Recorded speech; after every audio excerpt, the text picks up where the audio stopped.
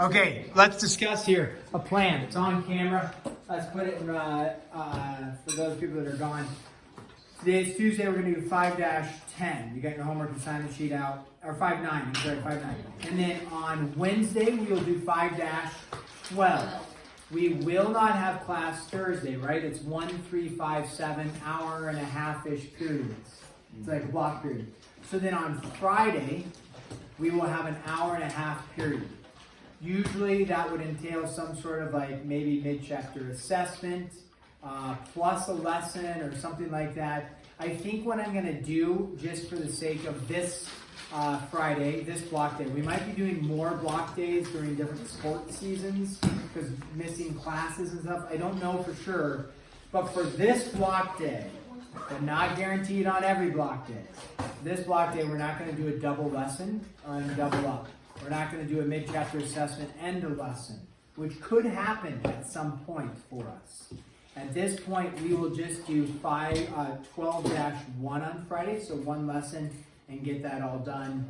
And then we will move, and that will be due on Monday. So we'll have an hour and a half period, hopefully do the lesson in the first half, and then have like the second half to get all your homework done, hopefully before the weekend. Okay? So that's the tentative, pretty solid plan. What are we doing today? 5-9. What are we doing tomorrow? 5-12. What are we doing Friday? 12-1. And then we will have a mid-chapter assessment. We should discuss this. Do you want it like on a Monday or a Tuesday next week? Monday. Tuesday. Who really wants Monday? Yeah. Okay, who really wants Tuesday? We're going to go with the majority on Tuesday. I'll give you a heads up what it's going to be over. At least 5, 7, 8, 9, 12, and 12-1 is probably what it's going to be over. Okay? Cool. Let's roll hard into 5-9. And this is the one more layer of factoring that we're going to do. This layer of factoring is where you have something other than a coefficient of 1 on your squared term. So this is what we call our trial and error method or our guess and check method. Trial and error or guess and check. So let's go ahead and just try a handful of these problems. You can, as in the other lessons, you can have issues such as prime. You could have a value that is prime and still a possibility. Okay, factor. And then we'll go with number 1 here. And this is 2x squared plus 5x plus 3. We'll do a few examples and then set you the task on the homework. This does not have a coefficient of 1 on the squared term. So we cannot ask the question, what times what gives you 3 added together gives you 5? For starters, nothing does, right? What times what gives you 3 added together gives you 5? Nothing. But that is okay. We can still factor because the 2 comes into play. So when you have the coefficient out here other than 1, we have to take that into consideration, and it becomes our guess and check methodology. So we take our variable as x squared, we're still going to go x, and we're still going to go x like that, because x times x is still going to give us x squared. Then we just say, what are the factors of 2? The nice thing with 2 is you don't have any other option. There's only one option, right? It's 2 and 1. I don't write the 1, but we know that 2x times x will give us 2x squared. The nice thing with 3 is, how many options do I have for the 3? 1. It's 3 and 1 or 1 and 3. So, and we know it's plus plus because this is plus plus. And so, you know, a positive times a positive will go here. And then if we go like this, 1 and 3. Now, I do that. It's actually going to be wrong. I do it intentionally wrong so that we can check it and see that we did it wrong. We say 2x squared does give us this. That works, right? Our last 1 and 3 multiplied together for the FOIL method, first, outer, inner, last, does give us this. So we got this, we got this. How do we check our middle term? Our middle term is made up of our outwards plus our innards. 6x plus x is 7x. Am I looking for 7x? No. So we say that doesn't work, but let's rearrange and let's go 3 there instead of a 1. And then we'll go 1 here instead of a 3. And then we check it. Outwards, 2x plus 3x is 5x, is that what we were looking for? Yep, and so therefore that is correct. Okay, so that's a trial and error method. You don't have to err if you can get it right the first time. There's nothing wrong with that. Let's try this one, 7m squared minus 9m plus 2. Okay, so now we introduce a negative in there instead of a positive. So we look at this, coefficient is something other than 1. We have to take that into consideration. The nice thing about the 7 is there's only 2 options. Well, I guess 1 option, I'm sorry, 7 and 1. So we say 7m times m. In the FOIL method, I keep saying 7m times m because that's the first term. 7m times m will give you 7m squared. Okay?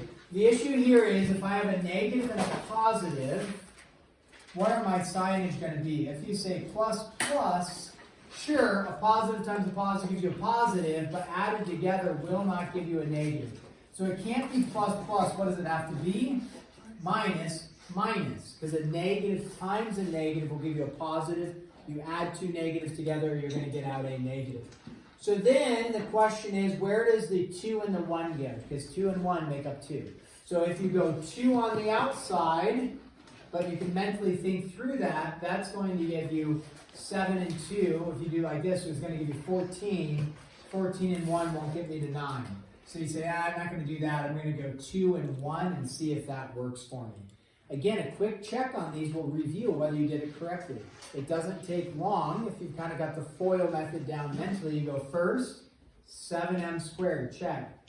Negative 2, negative 1, positive 2, check. And then you do your outwards and your innards, negative 7 minus 2, negative 9, and you're done with that. If you're not savvy in the foiling, like I'm just like rattling off foiling, then it can be like, whoa, what are we doing? Well, that's a large part of algebra 1 was factoring, right? Which included also the foiling method. So hopefully you could review a little bit of that. Again, you will see problems like this in geometry. They don't come up like every single day and we're doing tons and tons of factoring, but they do pop up for us. So we will end up using some of these. Okay, what happens when we get a little, this one looks a little bit funky. You get 9 plus 6k minus 8k squared. What looks a little bit different about this is, it's in what? Kind of backwards order, right? But since it's got a negative 8k squared, we are not actually going to move that negative 8k into the front. If it was a positive 8k squared, I'd move it to the front and deal with it. But since it's negative, we're going to leave it in the back, and we're just going to, instead of having k in the front and k in the front, we're going to have k on the back end like this. And so the last terms multiplied, k times k is going to give us k squared there. So a little bit different there, a little bit challenging in that sense. But then instead of like thinking of the 7 as the first one that we did, the 7 and the 1, we're going to think of the 9 as the first thing we deal with, right? So we're going to say the first terms multiplied together give me 9. I could either do 9 and 1 now, or I could do 3 and 3. So now it just comes down to either you can kind of mentally go through the process and guess and check and see what it is, or you just make an attempt. So we say, I don't know if this is right, I'm just going to throw a 3 and a 3 up there. I do know it's right in the sense of this, 3 times 3 gives me what? 9. So at least I have that right. Then for the 8, what times what gives you 8? Well, let's just go with 4 and 2. I know that that's right. I don't know if this is going to be correct, but we're going to give it a shot. Now, with the positive and the negative, I know that both signs here, because what times what gives you a negative 8k? Well, it's going to be a positive times a negative, or a negative times a positive. So I just put positive times a negative. Okay? So now that I've done that, I just have to check. A quick check, we go 3 and 3 is 9. Perfect. 4k, negative 2k, negative 8k squared. Check. So we got that. So how do we check our middle term? It's our outwards. So we get negative 6. Plus 12, what's negative 6 plus 12? Positive 6. Did we nail it on the first round? Yeah, nice. That was a good lucky guess. Okay, nice lucky guess. So we nailed it on the first round. Let's just do one more of these, and then we will set you to task. We will do a double variable one, and let's go with 9m squared minus 25mn, and then minus 6n squared. Okay, try factoring that one real quick, and then check with your support team around you, and we'll go over it together. Just take a minute to give it a shot. You should at least be able to come up with a guess, right? At least be able to put the m's and the n's in there. And like on the test, even if the factoring is a little challenging, you can at least do some parentheses. Hopefully you've looked at this enough to know I put parentheses. And then hopefully you've looked at it enough to throw an m and an m. And then, although you might forget, like you did on the homework, some of you, you at least know to throw an n and an n in there. And then that is the start of the process. After that, it takes a little bit of skill set, mathematical skill set to get there. But that, hopefully you'll be able to do. Okay, so just plug in some numbers that might work for you. And then you're picking the factors of 9 and the factors of 6. And then putting in either positive, positive, negative, negative, negative, positive, so on and so forth. And then you'll check your outwards and your innards and see if you got the correct one going. You got it? Yeah, nice. Some people have guessed correct.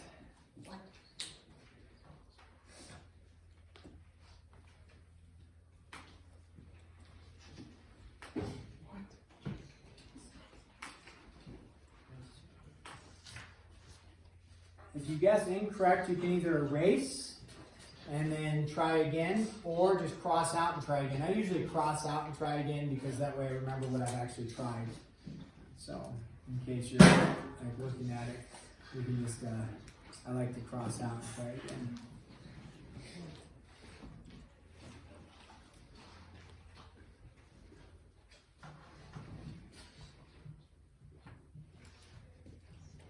Okay. Let's try this one together, even if you're not quite there, and we can maximize our homework time. If I put a 9 and a 1, because I know 9 times 1 gives me 9, and then I put a 6 and a 1, because 1 times 6, and then whatever, I would put like a negative and a positive. I can usually rule this out pretty quick mentally before I do that. And the reason is I know that a 9 times a 6 is going to give me 54. And a 1 and a 1 gives me 1, and 54 and 1 give me nowhere near 25.